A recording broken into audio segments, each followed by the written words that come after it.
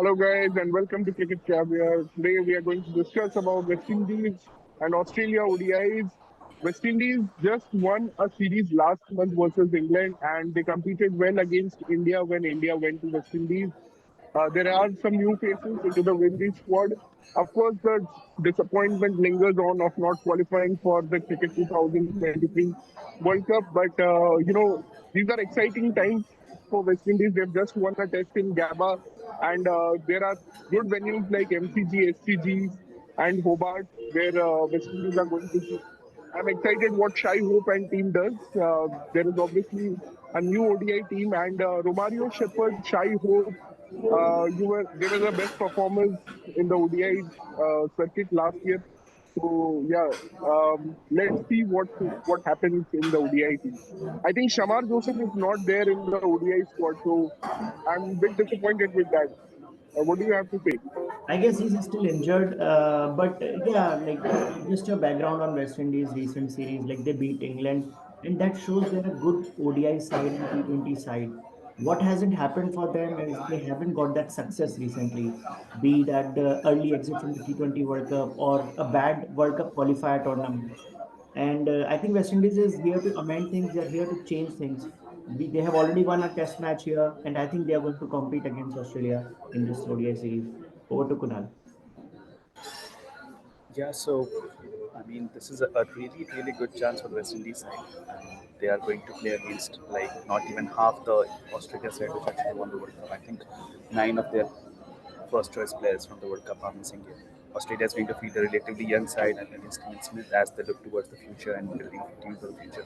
And West Indies, riding on the momentum from the last test win, actually have a pretty good chance to win a few test matches here. I still feel that Aussies, given the culture and the way they come into play, they will still win the series 2-1, but West Indies should definitely be able to give a good fight and win one ODI game. I mean, yes, West Indies did uh, win against England, but England is a really pathetic side right now. So we Yeah, should not actually, it expect will be too interesting much to see. from West Indies. But yeah, Kunal, they speak have a a little chance. louder. Yeah, Your voice is. it will be interesting to see what is the combination that Australia plays because they have talking about Australian squad, which Kunal just touched upon. They have just 13 players in their squad, which is interesting. So basically, they just can leave out two players, and there were last minute changes in the Australian squad when Glenn Maxwell had that night out issue where he got drunk and passed out. So he was replaced by Jason Fraser McGuff, who is an under 19 star. I have seen his stats, and he recently scored a 29 ball 100 in the March Cup, which is the domestic ODI championship. AB de Villiers holds the record for the fastest ODI 100 ever with 31 balls. But this guy actually beats AB de Villiers' record by scoring the fastest list A or ODI 100 in just 29 balls. So that was an amazing achievement, and he's been drafted in for Glenn Maxwell. And also Xavier Bartlett, who was the highest wicket taker of BBL. And he's very steady and patient. He has been drafted in. So I'm excited, and I'm just thinking that both of these guys, I think, will play because I think Will Sutherland and Matthew Short will be dropped. But the interesting point will be to see who are the openers. I think it will be Steve Smith and Travis Head, or it could be I Cameron Green also.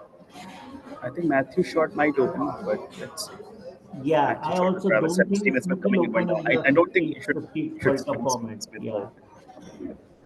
Smith won't open. I think it will be Matt Short or maybe Josh Inglis, but or it can be that new guy, Jake Fraser, who is actually playing with David Warner currently in the MI Emirates setup in INT20 League, and he has done really well there. Yeah, So I guess it will be out of those two or three people, and then Smith and Labuschagne, I think, will be in the middle order with where they belong. Yeah, but still, you cannot say that the Aussie lineup is weak, right? I mean, it will Yeah. not be easy for West Indies lineup to But beat I would also like to any see, chance. for an experiment basis, Travis Head can open with Cameron Green. Cameron Green, we have seen, can be explosive. That And But that makes the team very top heavy, right? And they would want some experienced players to come in later. So I think it's fine to send Cam Green towards the end. I think Steven Smith has recently struggled in the middle order.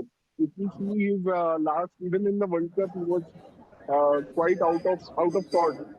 I think maybe as playing as an opener now that he's also opening in Test cricket, maybe they'll try him as an opener and he'll free up and use those power plays. I think that That may be the idea. But yeah, that can be of course, something interesting to try, but then they'll have to think who they'll select number three. Maybe Cam Green can be a good number three because I that remember the is series coming for with at India four. just before the World Cup. Smith was actually playing very well in the power play. He was hitting his boundaries. So there is some way towards the correct saying. But again, now let's look yeah, at the bowling for Australia. This is all new except Adam Zampa. There is not much familiarity. Yes, we have seen Nathan Ellis and Jai Richardson in other leagues like Both of them IPL, withdrawn. IPL, good bowlers, but there are some new faces. Like Shikhar mentioned, Bartlett, and then also Lance Morris. I haven't seen much of him. He's again a very exciting talent. I've heard he's really fast, so that can be. he's been in the Test backup for a long time. Like he was there in the Test squad for West Indies, Pakistan, and even last year in the Ashes, I think he was there as a Test backup, but hasn't been used. And actually, it's a very gutsy call. They have gone with Stoinis. I think will have to bowl 10 overs, and they may go with Aaron Hardy and Matt Short, Yeah, the sixth Aaron Hardy bowling is also a option. good all-round option. Yes. they do not have Stoinis in the squad as far as I know. So it will end Yes, up that's a being good Cam Green point. playing all matches and Yes. bowling all Shikhar 10 Stoinis overs. is not there. So Cameron Green will pretty much play all the matches. Uh, yeah, then Cameron Green has to play all the Let's look matches. at the West Yeah, Indies yeah, and team. has to So bowl full Shikhar, 10 overs. in the beginning of the video, said he's disappointed Shamar Joseph is not playing. I'm disappointed Kirk McKenzie is not playing, who looked very fabulous during the test matches. And he was actually hitting so many boundaries. I'm sure he can be a good ODI player. But we have Shea Hope coming back, who is a very good player. We have Casey Carty. He's a new player, but he has played 20 ODIs and he's done significantly well. Ali Kathan Yeah, he did has well. He did well versus England, and they dropped Shimron Hitchmeyer actually after the yeah, Yeah, but that was a Hitman big. was so dropped due to local issues, right? I think not because of form or something. He has had some major tussle with the board. So I'm sure we'll see some new faces in the batting department. Kevin Hodge again has played Test recently, so he might play. But there are new players like I don't know much about Otley and yeah, Otley is I think a new player. so Roston Chase is back, and I think Brandon King, is he there? I think he's not there. No, No, Brandon is also not here. So There's a new guy so Tevin is there. Then Tevin Imlach, who was also there in the Test squad, I think he will open with Ali Cathinese, and Ali Cathinese had done well versus England as an opener. So I think do they you will have guys? these two as openers. Yeah, but doesn't the West Indies side look very inexperienced? Like I've not heard much about these Even the Test players. side was inexperienced, Kunal, for that matter. But yeah, but there are some good players tried and tested. Like Shai Hope has an ODI average of 50, so he's a really good player. And then Roston Chase, our favorite all rounder for Yeah, us. Like, there we is really Shehov, love there is him. Austin Chase, there is Alzari, but besides that, Roston Chase is Yeah, and there is one more bowler, Pratik Matthew Ford, who actually has played just one ODI, but yeah. he was man of the match in the series decided versus England. So I'm excited to see Matthew Ford also bowling, and Romario has also, hit some lusty blows in the end. Actually, Romario was the main reason they won the series versus England because he came with impossible targets like 100 of last 10 overs in the first ODI, and even in the last ODI, he reached some 59 of 28 or 50 of 28. So Romario is going to be an important part of West Indies cricket. His biggest contribution is actually introducing Shamar Joseph to Guyana cricket. But yeah, Yes. We are very good still he friends, will contribute. Shepherd and Samar Joseph. Yes, I was going to mention it. Very good mention there. And also Alzari Joseph, where played fabulously in the Test match. He's been back. And Hayden Walsh Jr. again, very good spinner. He bowls with a lot of control. And this is a comeback series for But Ocean again, Thompson. why they went back to Hidden Walls Junior, I can't understand because I think Yannick Carrier did well against Carriers India. dropped. So Carriers dropped. yeah, Carrier is dropped and they went back to Hidden Walls Junior. And again, they have gone back to Ocean Thomas, I think, because there is no one else there. So I thought Ocean Thomas will also be dropped, but he's still there. And yeah, this is that ODI series, like you can see here in my screen. So West Indies, they won the first and the third match. And you can see in the first match, they actually chased 325. This has just recently happened, this series. And so if they can beat England, I'm sure they are going to challenge Australia, like I said. And the first match will be in MCG. What a venue to start. MCG, we have seen so many classic matches happening at MCG. So first match is at MCG, followed by Sydney and Canberra. So, and remember, guys, they actually, I'm pretty sure maybe last or second last home series that Australia played, it was against Zimbabwe, and they lost one match to Zimbabwe. So I guess that will also give some confidence to West Indies. Absolutely, absolutely. And they had a series against England also, I think, before the T20 World Cup was somewhere, like very weird kind of series, which they also lost. So they were actually losing all the series, and even in South Africa, I think they lost the series. So they lost the series in India. So they lost a lot of series. They won only one series in India and they lost series in India. So they have actually not fared well as an ODI side. But you have to see that Pat Cummins, Smith Stark, and Josh Hazel would never play bilateral series. They always get excuses. Again, you have Sean Abbott. Again, you have Lance Morris and all those new Diane guys, Jackson. Xavier Bartlett coming in. So I don't understand. I think they have a good plan for ODIs actually, which I'm not able to understand because they never play their main bowlers. They always protect their main bowlers from ODIs and getting worn out. But I think it's working for them. Yeah, ideally, So I mean, bilaterals, I think think about it, the next World Cup is in you four can years almost. expect. I was gonna say that ideally the next ODI World Cup is in 2027. So fans probably wanted to see a three Test match series followed by T20. That would have made more sense. Yeah, that would have made more sense. ODIs But series do not make sense, right? but again, this might be West Indies who wanted to play ODIs as well because they want to bring. Yeah, but why would they?